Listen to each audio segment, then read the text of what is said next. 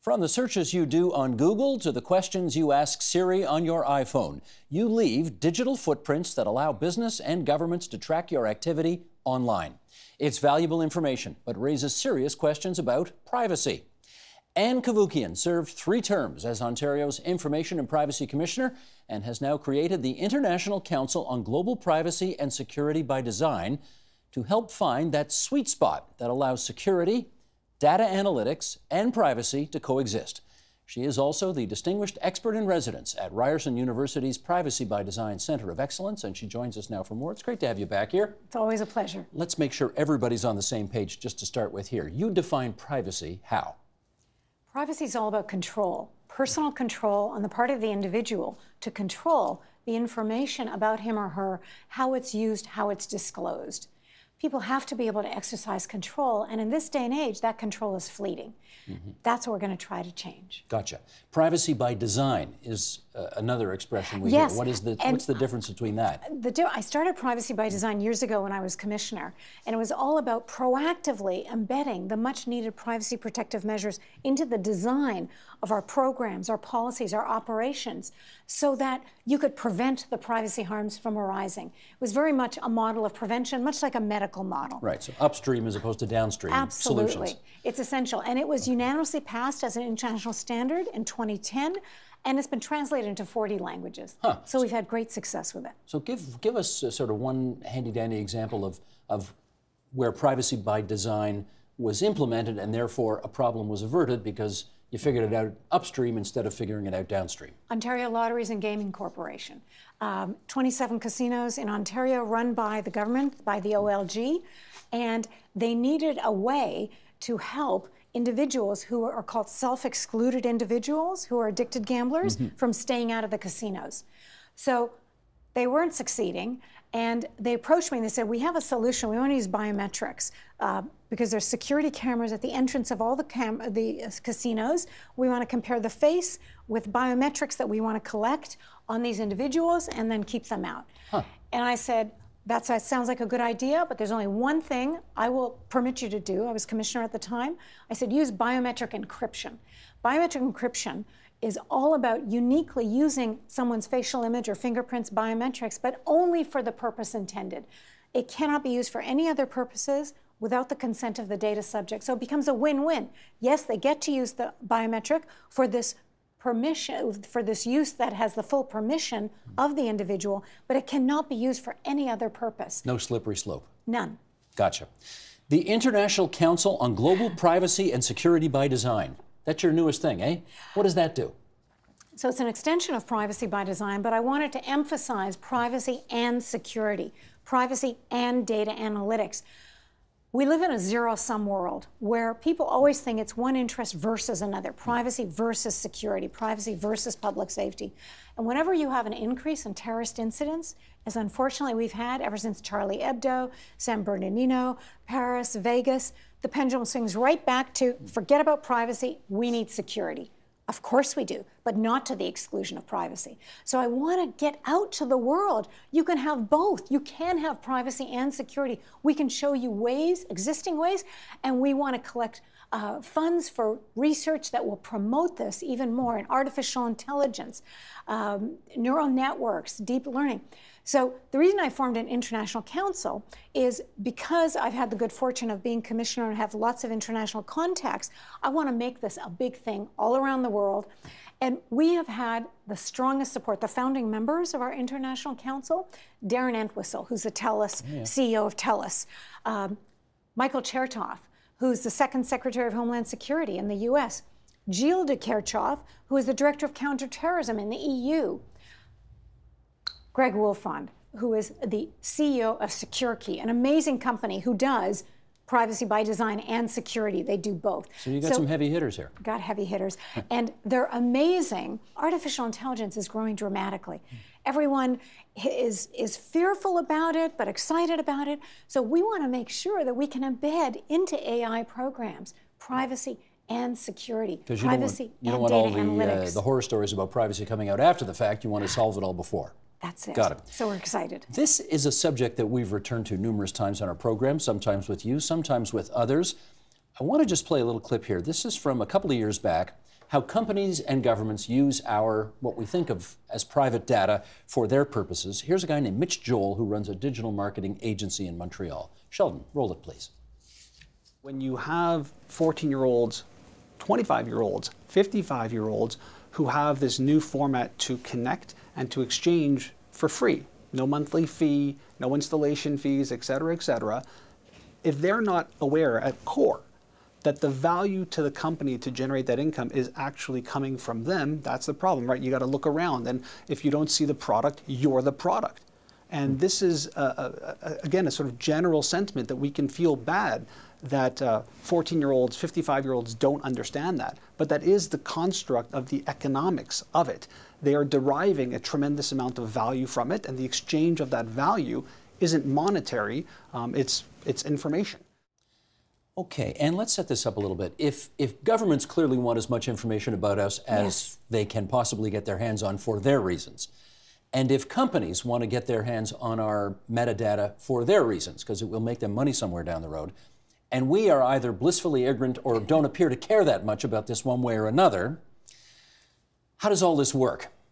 So how it works, we develop new products and services and technologies that embed both privacy and functionality. I'm going to give you two examples, but let me first say one thing. It's a myth that millennials and younger people don't care about privacy. They care dramatically about privacy. They don't appear to at the rate they upload to Facebook and so on.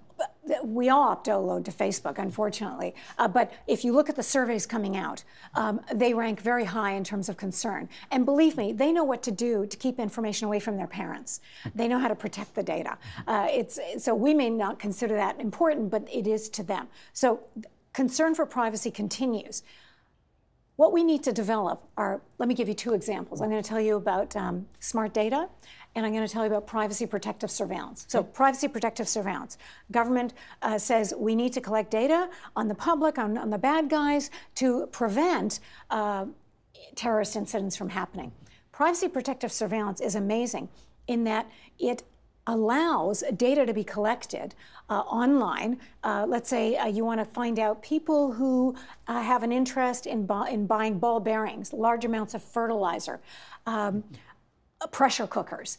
And you want to make sure you have an idea of who are these people. But you can do it using something called homomorphic encryption, which allows these smart agents that go and scour the web to collect information on all these points, but the data are encrypted.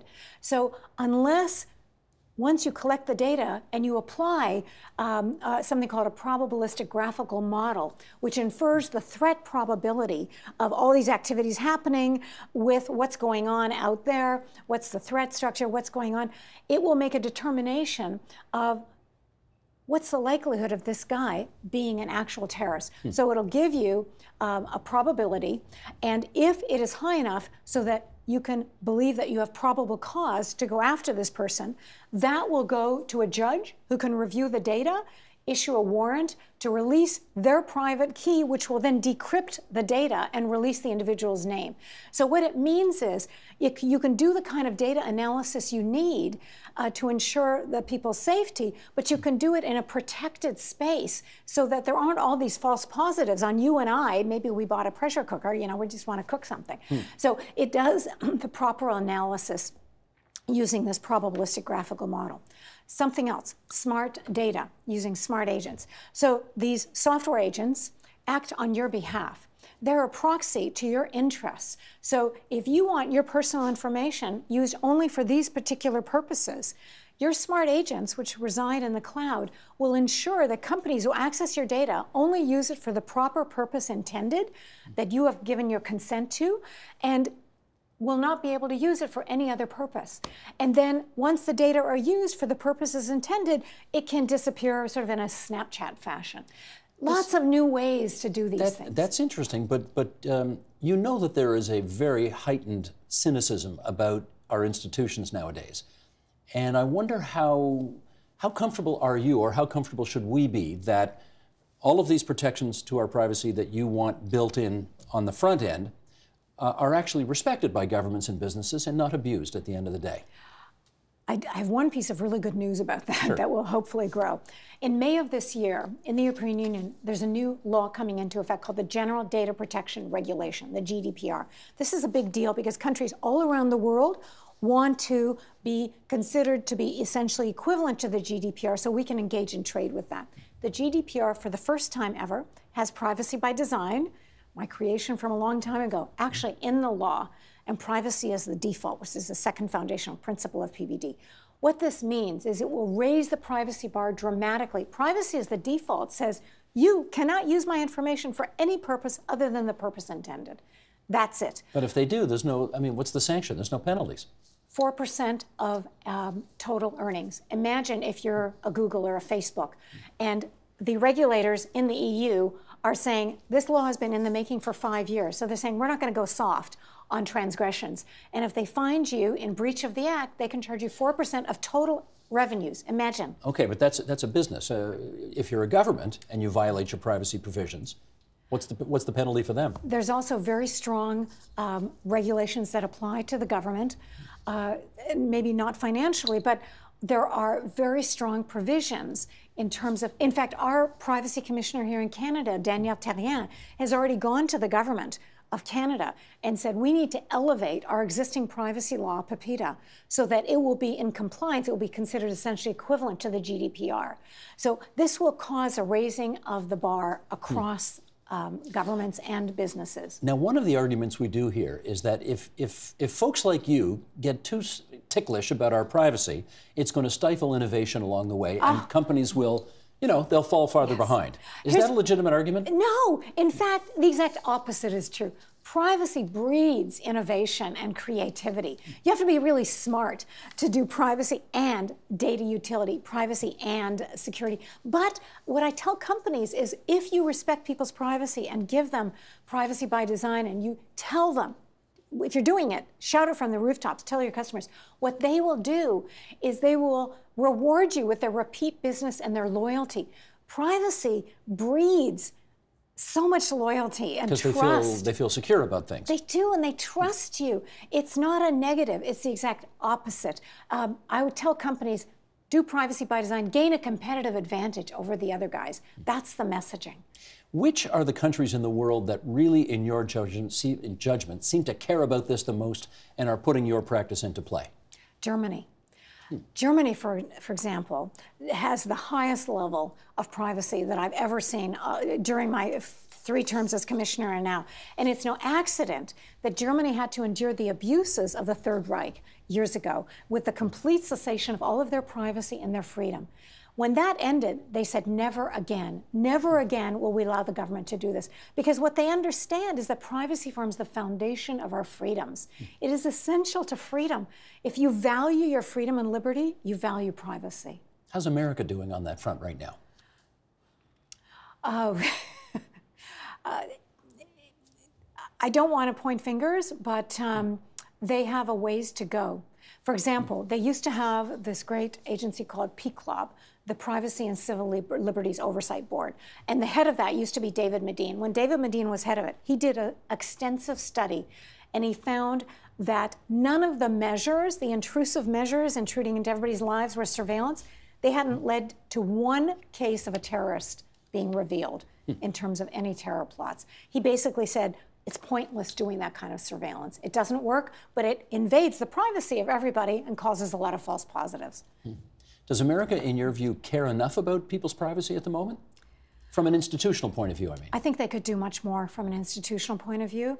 Rest assured that the public in the U.S. cares deeply. I have never seen survey results in the 90 percentile relating to people's concern over their privacy. Pew Internet Research last year, 90% very concerned about their privacy and their total lack of control that they feel over their personal information.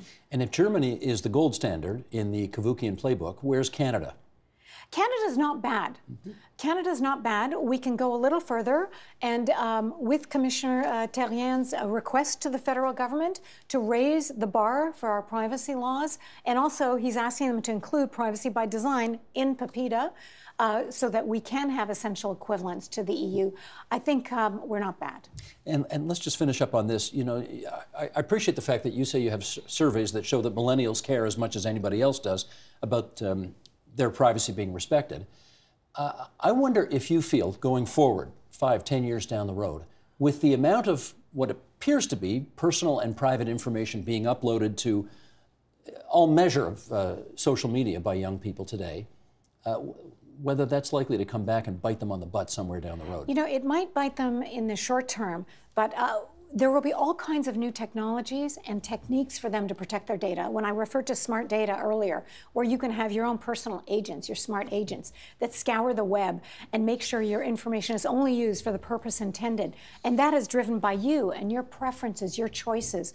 When you have technologies like that, I think that's going to grow. So you may call me, I am the eternal optimist. And I know we have a long way to go. We're the David versus Goliath right now. Surveillance is mounting, but we can reverse that. And I don't want to kill Goliath. I want to embrace him in a dance because we can have privacy and security, privacy and data analytics, much needed. Artificial intelligence is going to result in amazing new creations and discoveries that we can't even imagine. So wouldn't it be great if we can just make sure that we can embed into the algorithms used the privacy protective measures we need to keep our data private and secure, but still enable the functionality that could arise. You could have truly, we want win-win. We don't want zero-sum either-or propositions. That's win-lose. That's so yesterday. We need win-win. And let me tell you, we can do this because people say, well, that's not possible. It is possible. I've operationalized privacy by design years ago when I was commissioner. And now when I speak to engineers and software designers, I say, can you do this? They say, of course we can do this. You know, we're smart. They're confident. That's what you need. But they say, look, we're not the problem. Talk to them, the senior executives, the boards of directors, so that when the instructions to write the code comes to us, privacy is included as well as security into the equation, not something we're asked to bolt on after the fact. We can do this. Gotcha. David, put the slingshot away. Take Goliath out for a coffee. Figure it out. Got it. That's Ann Cavoukian, Ryerson University, and the founder of the International Council on Global Privacy and Security by Design. Thanks so much, Ann. My pleasure, as always. The Agenda with Steve Bacon is brought to you by the Chartered Professional Accountants of Ontario, helping businesses stay on the right side of change with strategic thinking, insightful decisions, and business leadership. Are you on the right side of change? Ask an Ontario CPA.